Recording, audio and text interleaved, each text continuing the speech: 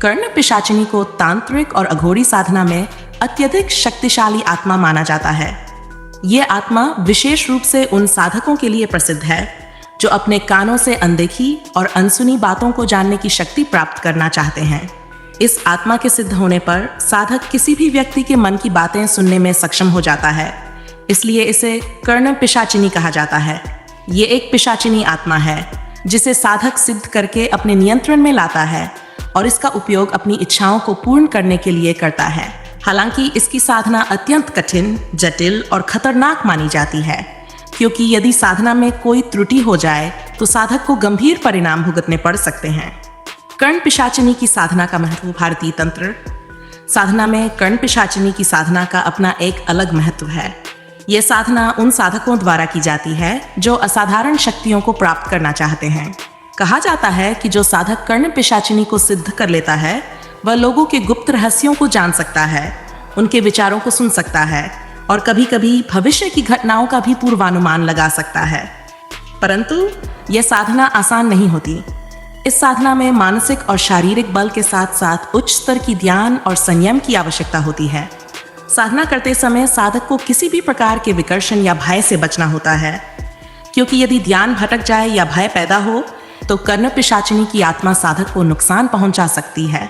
साधना की विधि और प्रक्रिया गुप्त रूप से पीढ़ी दर पीढ़ी चलती आई है और इसे केवल योग्य गुरु द्वारा ही सिखाया जाता है। हवस की साधना और कर्ण पिशाचिनी तांत्रिक साधना में कई ऐसे साधक होते हैं जो इन शक्तियों का दुरुपयोग करने का प्रयास करते हैं। ऐसे कई उदाहरण मिलते हैं जहां पंडितों या तांत्रिकों ने अपनी व्यक्तिगत इच्छाओं और हवस की पूर्ति के लिए कर्ण पिशाचिनी जैसी शक्तियों का उपयोग किया। हवस के लिए तंत्र साधना करना एक नैतिक पतन और गलत दिशा में जाने का प्रतीक है। कर्ण पिशाचिनी की साधना का मूल उद्देश्य ज्ञान और रहस्यों को प्राप्त करना है, लेकिन कुछ पंडित और तांत्रिक इस शक्ति का दुरुपयोग करते हैं।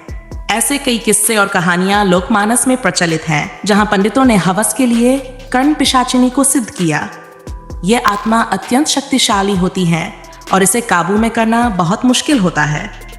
जब कोई साधक इसे हवस के लिए सिद्ध करने की कोशिश करता है तो यह आत्मा विद्रोही हो सकती है और साधक को गंभीर नुकसान पहुंचा सकती है। हवस और लालच जैसी नकारात्मक भावनाओं के आधार पर की गई साधना साधक के जीवन में तबाही मचा सकती है। हवस के परिणाम स्वरूप उत्पन्न समस्याएं। जब कोई साधक अपनी हवस या लालच की पूर्ति के लिए इस प्रकार की शक्तियों का प्रयोग करता है तो इसका नतीजा नकारात्मक ही होता है। हवस में किए गए कर्म न केवल साधक को आध्यात्मिक रूप से गिराते हैं, बल्कि यह उस व्यक्ति के मानसिक और शारीरिक स्वास्थ्य पर भी बुरा प्रभाव डालते हैं। हवस की लालसा में साधक अपने मार्ग से भटक सकता है और अंततः कर्ण पिशाचिनी जैसी शक्तियां साधक पर नियंत्रण स्थापित कर सकती हैं। कई तांत्रिक कथाओं में इस बात का वर्णन है कि कर्ण पिशाचिनी जैसी आत्माएं बहुत जल्दी विद्रोह कर जाती हैं यदि साधक ने साधना के समय अपनी भावनाओं पर काबू नहीं रखा।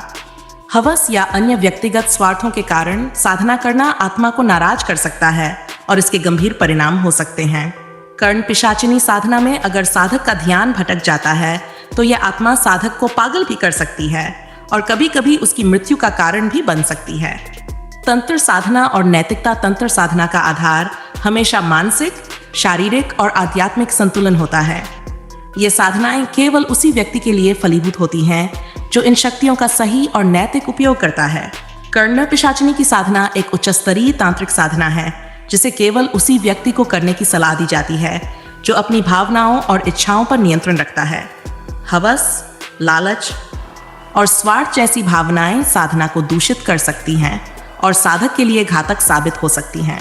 ये महत्वपूर्ण है कि कोई भी साधक इस प्रकार की शक्तियों का दुरुपयोग न करे।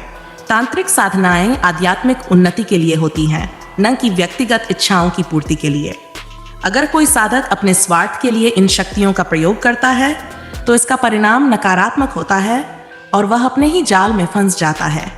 हवस के लिए कर्ण पिशाचिनी सिद्ध करना एक गलत रास्ता। कर्ण पिशाचिनी की साधना यदि सही ढंग से और सही उद्देश्य के साथ की जाए तो यह एक अद्भुत शक्ति है, परंतु हवस और लालच के लिए इसे सिद्ध करने का प्रयास करना पूरी तरह से गलत है। तंत्र शास्त्र में यह स्पष्ट रूप से कहा गया है कि किसी भी आत्मा या शक्ति का उपयोग हमेशा सकारात्मक और नैतिक उद्देश्यों के लिए किया जाना चाहिए। जो लोग इस सिद्धांत का उल्लंघन करते हैं वे अपने और दूसरों के जीवन में नकारात्मक ऊर्जा और तबाही लाते हैं। अतः यह स्पष्ट है कि हवस के लिए कर्ण पिशाचिनी को सिद्ध करना तांत्रिक साधना का दुरुपयोग है और इससे साधक को गंभीर नुकसान हो सकता है। तांत्रिक साधना का उद्देश्य आध्यात्मिक उन्नति और आत्मिक जागृति है, न कि व्यक्तिगत इच्छाओं की पूर्ति। जो साधक इन शक्तियों का दुरुपयोग करते हैं वे अपने जीवन में केवल दुख और कष्ट को आमंत्रित करते हैं। कर्ण पिशाचिनी की साधना अत्यंत गंभीर और संवेदनशील है और इसे करने से पहले साधक को अपनी भावनाओं और इरादों को पूरी तरह से शुद्ध करना आवश्यक है। हवस या लालच जैसी नकारात्मक भावनाओं के साथ की गई साधना न केवल साधक के लिए बल्कि उसके आसपास के लोगों के लिए भी हानिकारक हो सकती है। इसलिए तांत्रिक साधनाओं का सही और नैतिक उपयोग ही साधक के लिए हितकारी होता है।